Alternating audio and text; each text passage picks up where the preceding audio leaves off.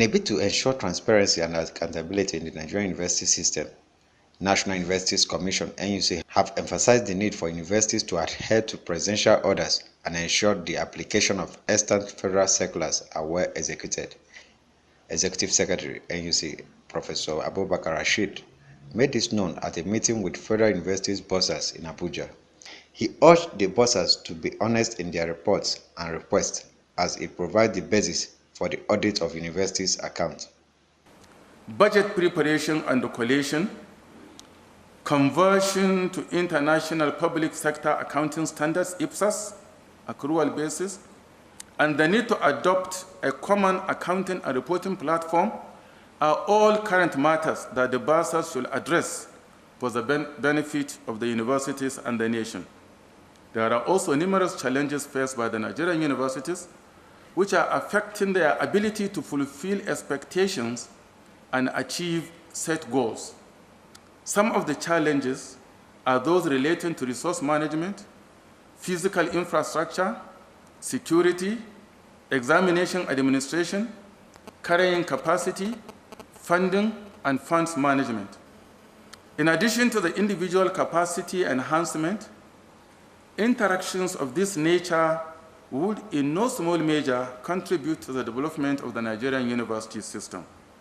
Chairman Federal Universities bursars and inter-university sectors, Yahaya Hassan, who spoke on behalf of the group, said there is need for proper collaboration between universities and NUC, especially in the area of gathering circulars.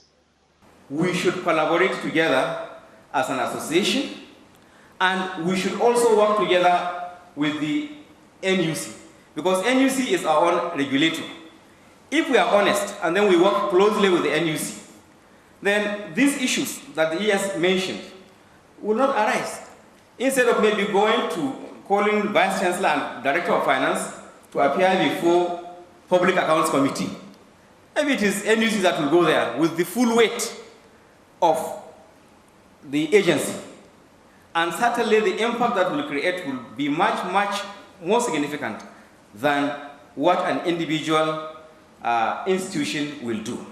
NUC Federal University bursars meeting is coming at a time when the present government is facing serious issues concerning revenue generation and management. In Abuja, LM Chukwemeka reports.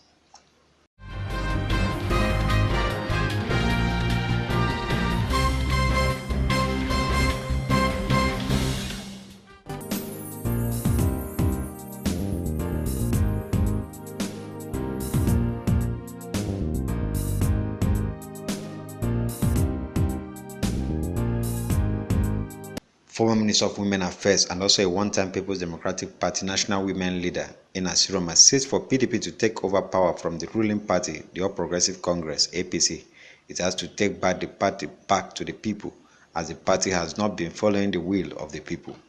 Siroma, in an exclusive interview with Ben TV in Abuja, blamed the governors of the party for imposing candidates on the people, as they are the main financiers.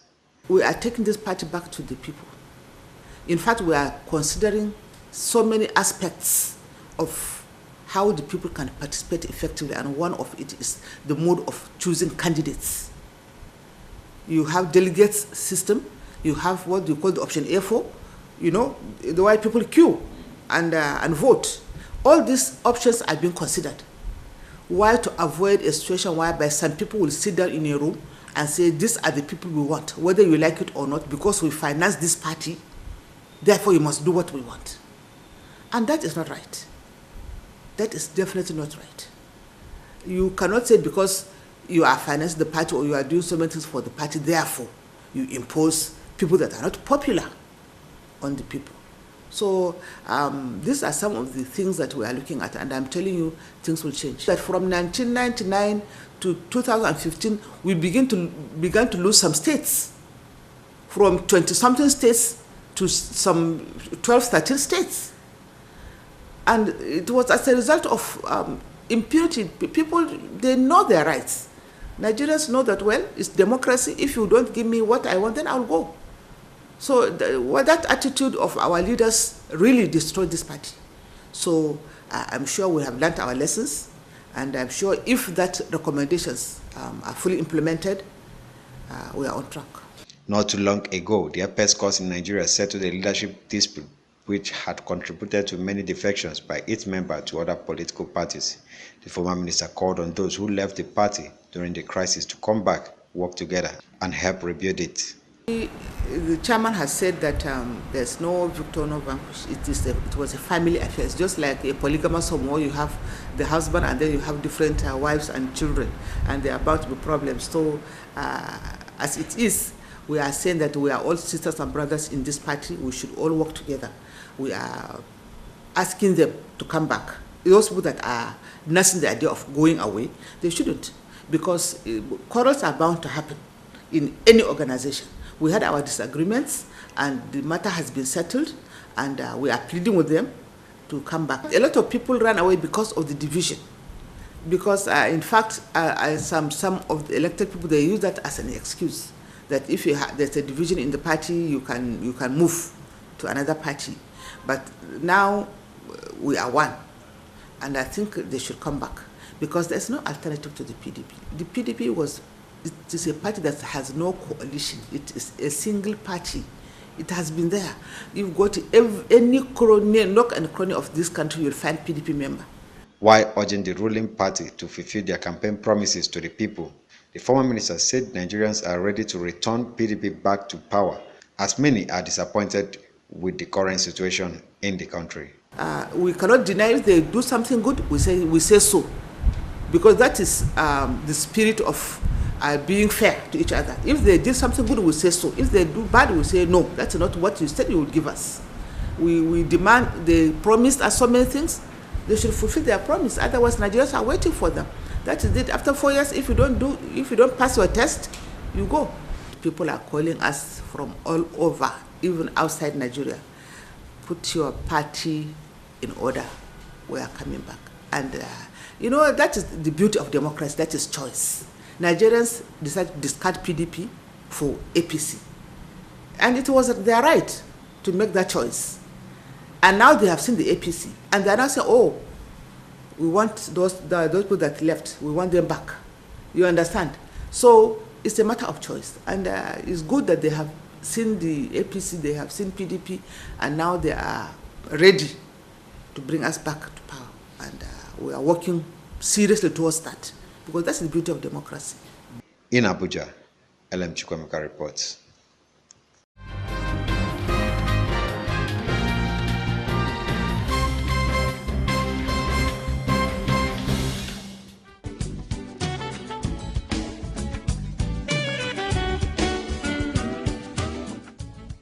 Lovely place, right? Yes. What's wrong? You don't look happy. Take a look around. Why can't my hotel be like this? I knew something was wrong, but I've got solution. Solution? What? Nanit. Nanit? Nanit offers you design solutions, building plans and construction, furnishing and equipping, financing, management, audit services, and many more services for a better hospitality business. Nanit, service with a smile.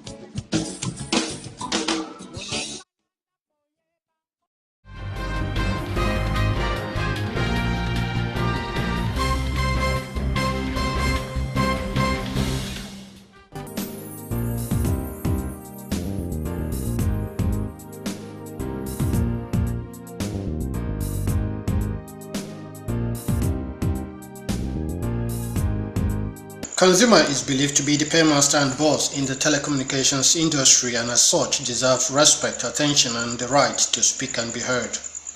This was the crux of the 80th edition of the Telecom Consumer Parliament, where over 150 million Nigerian telecom consumers were put at the center stage and celebrated as the holders of the key to the successes of the industry. The Executive Vice Chairman of the Nigerian Communications Commission, Professor Umar Dambata, while addressing consumers and operators at the 8th edition of the TCP in Abuja, expressed gratitude to the consumers for responding positively to the communications revolution.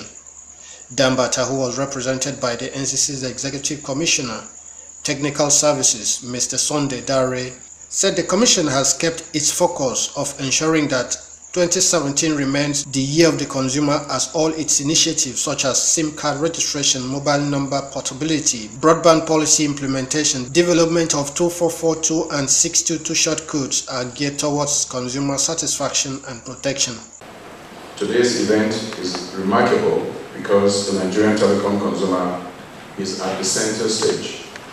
And we at the NCC, being consumer-centric regulatory organization, has decided to celebrate consumers from the Nigerian telecom industry this year, consistent with the 8-point agenda that I set out when I assumed office in 2015.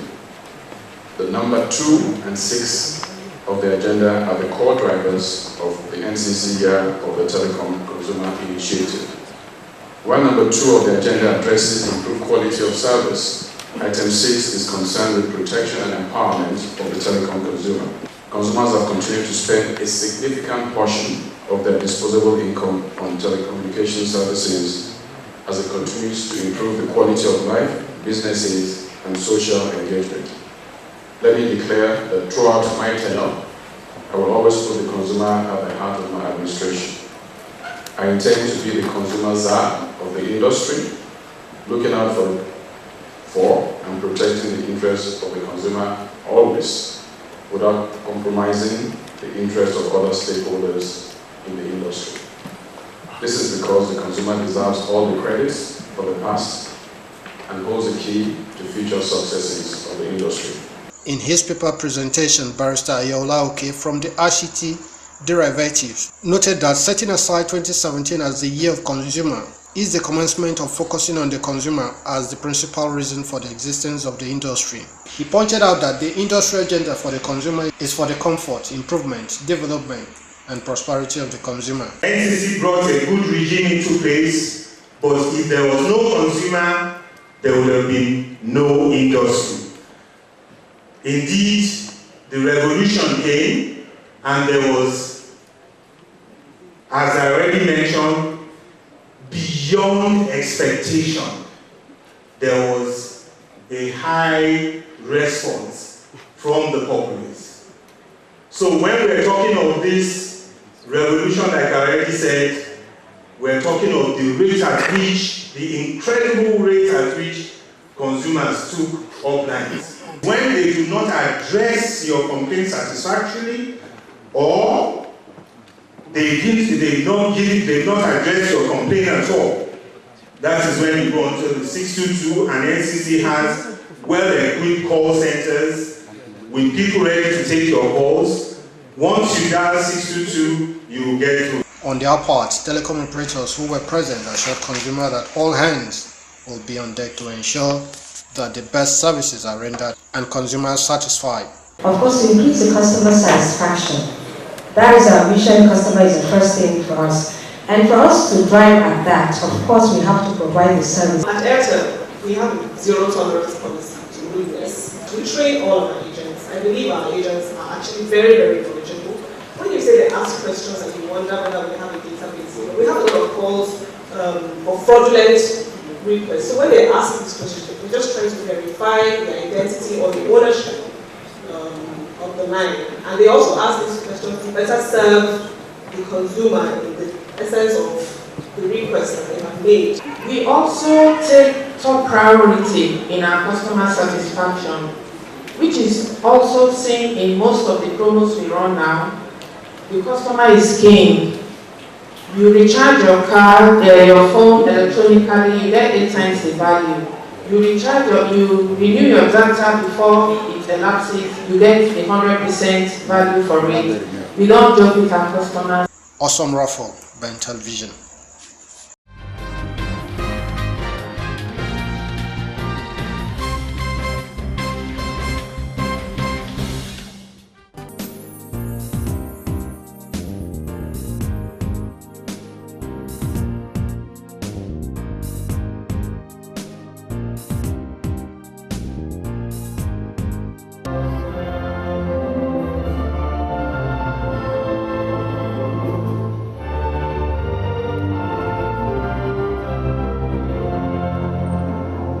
The Independent Corrupt Practice and Other Related Offences Commission (ICPC) has taken its anti-corruption fight to Ebonyi and Cross River State as part of effort to sensitize stakeholders in the states to mobilize support for the war against corruption. Arriving in Ebonyi State, the chairman of ICPC, Barrister Ibonta, was taken around the capital by the deputy governor to inspect some of the state government projects completed and ongoing. Some of the projects visited include the ongoing construction of the newly government house, Akanibian flyover, the state waste plant, and completed projects such as the newly renovated presidential lodge, stadium, among others.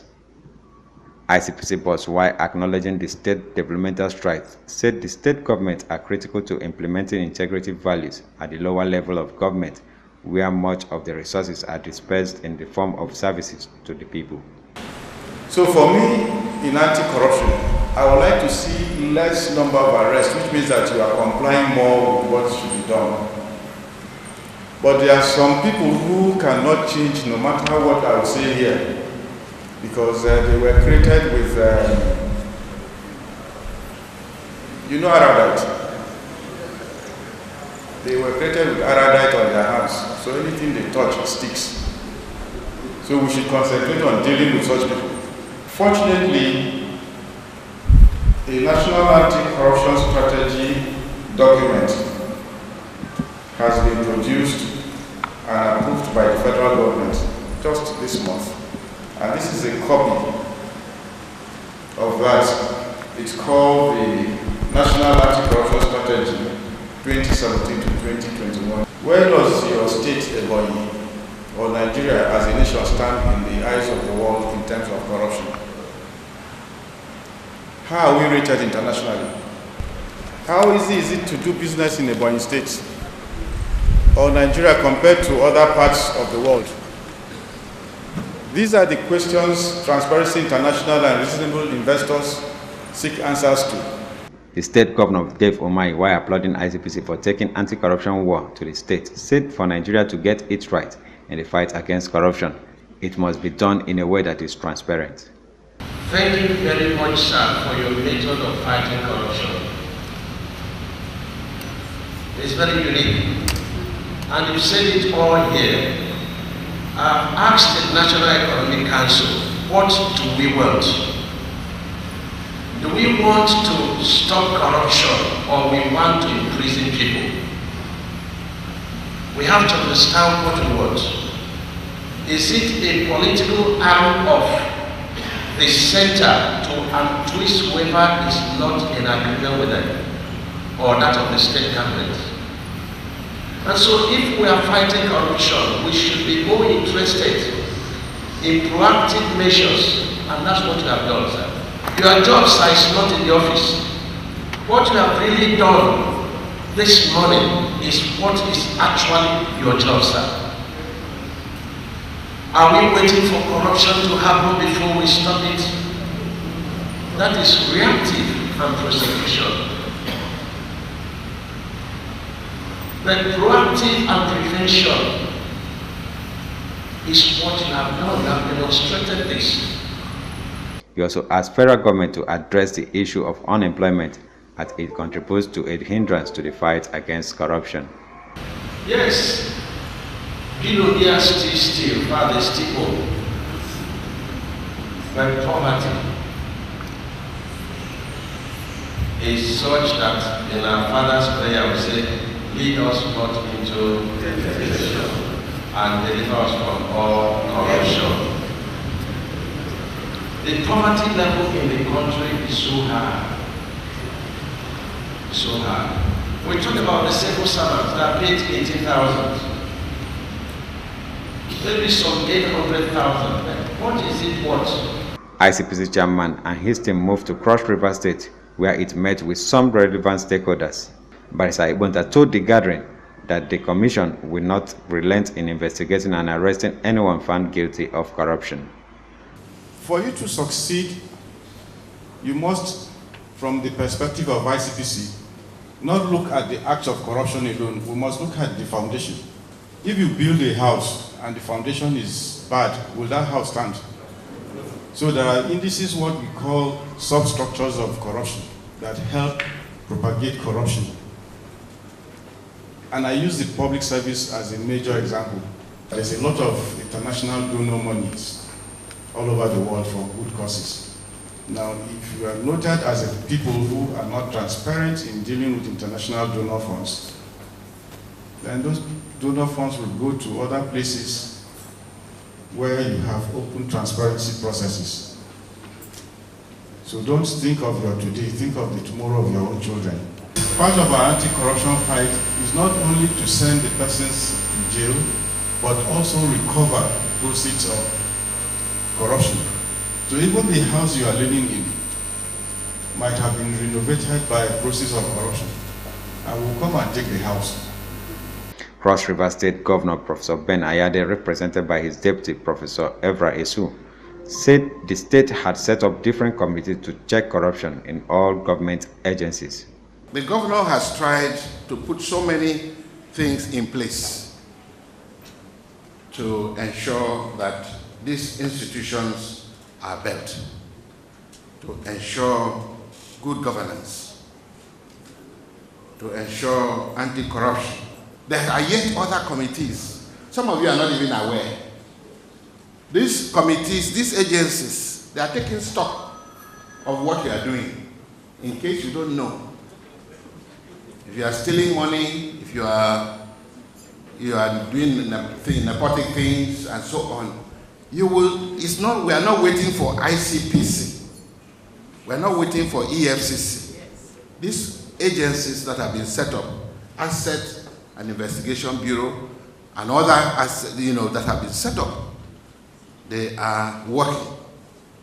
So please, let us be careful. But I urge you to comply with due process, so that when you leave government, you will save yourself of the high blood pressure of EFCC invitation and ICPC invitation. Because even if you do good or do bad, you'll be called upon to give account of what you do. Let transparency and accountability remain our watchword. Today, due process is already on autopilot through an electronic means. I've been a state director for how many years? And I know that I have not bought a car, and I have not built a house, and I'm still living in a boys' quarters. It isn't that it's pleasing. It's not because I put misplaced priorities. But if you are sincerely working on your salary in this Nigeria, as for the years I spent, you will not have money to be sending your children abroad. You will not have money to be building mansions. So right from those who are implementing it, if you have spent a few years and you are already having a big mansion in the house, look inward. Those of us who are teachers, let's look inward. The summit has its theme, Institutionalizing Good Governance for Sustainable Development. LM Chukwemeka reports for Ben TV.